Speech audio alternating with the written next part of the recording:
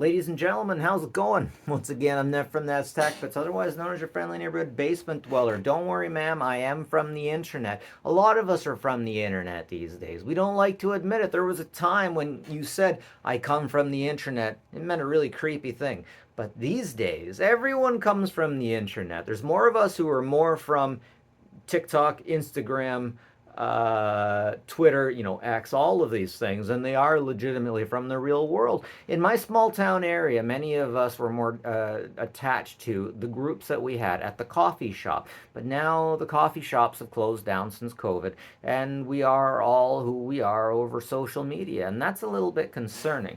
Now, out of all of the things that we attach ourselves to, nothing has hurt me more personally than TikTok. But I'm noticing that people are getting more and more attached to ChatGPT, which is very concerning. Now, there's many different AIs that you can talk to, large language models that are basically chatbots. Many are programmed differently, and I have a particular concern for ChatGPT because it just agrees with you all the time. That's all it does. It just agrees with you all the time, and that's what it does. It doesn't challenge you so much. Trust me, I know a lot about being challenged. I'm as challenged as they come. Now, when we talk about being challenged, a lot of people will say, okay, so my ex is going for therapy, but I don't think therapy is going to help because all they're going to do is agree with them.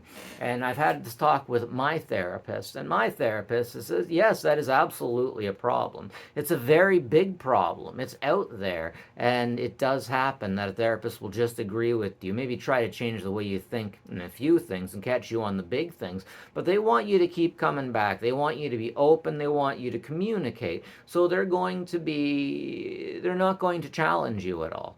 Now, what I'm finding is people who are getting addicted to chatbots, particularly ChatGPT, are being delusional, very delusional. Delusions are happening more and more because of social media and because of people not wanting to check each other. Now, checking and challenging are two things I want to push forward, especially with women. Men can't check women or challenge women in things unless they really have to. Women have to check women. Women have to challenge women. It's just unfortunately the way things are these days. There's clinical psychologists that talk about this. Please look this up. I hate telling people to look things up because it's what conspiracy theorists do. But look it up and look up stuff that comes from people who are educated and have titles before their name, like doctor or parapsychologist or something like that. And with that, you'll get true information. Now, true information is something we're losing more and more of. People are thinking differently because of chatbots. But what you need to understand is different chatbots will give you different information, and you need chatbots to challenge you. In fact, you need to tell some of the chatbots you have to challenge you. Everybody who has gotten their feet wet when it comes to large language models will tell you ChatGPT is the worst. ChatGPT is the worst at just agreeing with you. If it I'm stretching it here. I'm stretching it. It won't do this, but I'm stretching this. If you were to have a large language model help you off yourself and give you agree with you when you say why you want to off yourself, ChatGPT would be number one. None of them will do this, so I'll give you suicide helplines and whatnot. But I've noticed that ChatGPT will give you the rope to hang yourself, figuratively, very figuratively. And from what I'm gathering from my associate denizens of the internet, is that there are some people have just gone off the deep end with ChatGPT when it comes to conspiracy theory, when it comes to psychological stuff, when it comes to spiritual things. I know some people. I was reading about a particular Redditor who, in an extreme case, had a friend that was absolutely going off the deep end. And they warned the family about what was going on. The family got this individual put away for about 24 hours, but it was a catch and release thing. And then a few months after that, they went right back in. They went right back into the asylum. And when I read the ChatGPT information, the conversation that was sent to this friend, it was concerning, and it sounds a lot like what ChatGPT would do. I had a friend that tried to use ChatGPT as a lawyer, and it did not go well. It did not go well. But one thing they told me is that when they double checked everything off of Google Gemini, which they asked to challenge them and to not just say what they wanted to hear, they heard a completely different, night and day, completely different information.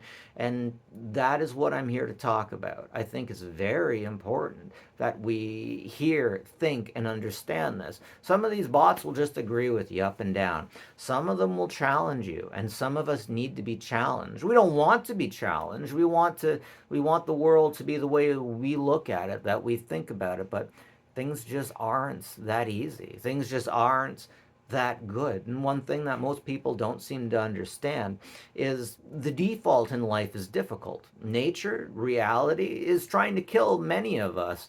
A lot of the times, cancer, for example, is simply a mutation, an evolution that went the wrong way. Now, sometimes this evolution goes a good way. Sometimes something changes. It evolves, it changes, and it changes in a good way. Sometimes things change and evolve in a bad way, and it doesn't work for us, and it kills us. The Buddha, progressives, everyone loves Buddha, right? No one has anything bad to say about Buddha. But if you look into the life and times and the things that he said and the things that he did, he definitely didn't say, like, namaste, everything's perfect, everything's great. No, he knew everything was horrible. He knew everything was horrible. But he himself didn't even have it as bad as people that he knew. Like, for example, he had one, I believe he had one child, and when that child was very young, Buddha took off, maybe even before he was born. Yeah, no, Buddha never even touched his child. He took off. He took off, and he didn't even tell his wife. And everyone went looking for him. And and he was like a prince or something like that. So before he took off, he was in a palace that he had everything he ever wanted. He had concubines. You know what you do to concubines? And these concubines weren't exactly there because they chose to be. At the time, concubines in the area were often slaves. So Buddha took off. Buddha takes off for the hills. He's from a really great family. He takes off, and he doesn't even tell anyone. He doesn't even tell his wife. Everyone goes looking for him, and somebody finds him. One of the servants find him. That servant might have been a slave. Anyways, the servant found him, and Buddha's like, I don't want to go back. Here's all my stuff. Here's my royal sign, whatever. Now just go and tell them I don't want any part of this, okay? And he did that. Now, he was never a concubine. He was never forced into slavery, and for the rest of his days, he was a religious leader who was more or less under the protection of the family that he was with. Nepotism, guys. Nepotism. So what I'm trying to point out is that not only did Buddha understand that life was hell and suffering, and we need to have a balance, he himself didn't even know how bad things got, okay? So what I need to do is reel some of you in that life isn't a Disney movie where things get bad, then they get unbelievably good. Sometimes things get bad and they stay sustainedly bad. And then some of us kind of lose our minds within that and make a paradise within there. I don't know if you're supposed to do that. I don't know if whatever. But ultimately what I'm trying to get at is you're not supposed to listen to ChatGPT. You're not supposed to. It doesn't challenge you. It agrees with you. It wants you to stay there. It wants to be your friend, the kind of friend that always agrees with you. Just like when women have friends that, and this does happen, that will just agree with whatever you say. You're cheating with your boss. You're cheating with your boss, and your boss has a family. I know women will just be like, "Oh yeah, well, it's just the universe," something like that. They won't be like, "That's a really bad thing. You shouldn't do that. You absolutely shouldn't do that." I don't know. I don't know. I don't know. I don't know why they do that, but it is a thing. We all know it happens. Double check your bullshit from ChatGPT with Google Gemini and tell Google Gemini that you want it to be real. And you will have a key to the chaos that is plaguing many people. People get addicted to social media. I personally know my ex was addicted to TikTok, and through TikTok, she learned that I was a covert narcissist, that I was gaslighting her, and that all these horrible things. Now, the thing about the gaslighting is sometimes we were wrong about things and dates, about when things happen. It didn't mean we were gaslighting each other. It meant that we just had incorrect information. We were going with incorrect information. We had incorrect beliefs sometimes. And man, I know I'm guilty sometimes of thinking something happened on a different day. But you find out pretty quickly that our memory is only about 40% accurate. Once again, look this up. We found out it's even less than that. But I'm going to say our memory is only about 40% accurate because things change. Things change. Our memory changes. Our thoughts change. And this is meaningful. This is definitely very meaningful. And we definitely have a problem. We don't like to talk about difficult things. We like to go forward and hope everything's all right and have an idea of how things are. And every now and then our mind falls apart when we realize that it's not how we thought it was. Like that's like divorce right there. Divorce will make you a crazy person. Divorce will absolutely make you a crazy person. If you're around the wrong type of people long enough, it makes you crazy in certain different ways.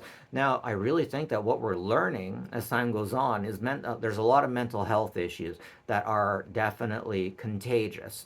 And normies will argue with me up and down that it's not. But one thing I'm going to tell you is that when you figure out that by cutting yourself, you get endorphins, and that can make you feel good on a bad day. I know so many people who have done that. It's literally addictive. Suicide is addictive. If you have a family that if one person offs themselves, it's highly more likely the next person will. And after that, it's highly more likely the next person will. Now, I know more dark things that I'm not going to give as examples because I don't want to give anyone ideas. And there's a native man once said to me that we don't talk about the dark one because it gives the dark one power. Now, I agree with that and I disagree with that because, for example, you get Christian communities that just don't talk about sex and what it is, and then they grow up and they have problems having children. They go into a reproductive clinics, and these people at the reproductive clinics have said that they've had situations where men and women don't know how to have babies because they think that goes in the woman's belly button. Seriously. So sometimes not knowing about the chaos doesn't keep the chaos at bay, but gives the chaos a way in. We definitely have to harden our heads to ChatGPT because we have a lot of people that aren't all there that are getting taken advantage of, more or less. And maybe not taken advantage of, but being overly agreed with by the program about things that aren't necessarily true. This is happening. These are the signs of our times. This is what's going on these days. So ultimately, at the end of the day, if you have an addiction to ChatGPT, if you have an issue with ChatGPT, try the same stuff with Google Gemini. Try the same stuff. Give your ideas to Google Gemini and see if Gemini agrees with you. Seriously. This is you call it a scientific test. False positive? No, I forget the word. But give it a shot. Try this stuff out, and you'll see. You'll see. If you have a friend that's become too addicted to one of these bots, these chat bots, Tell them to try it with another bot.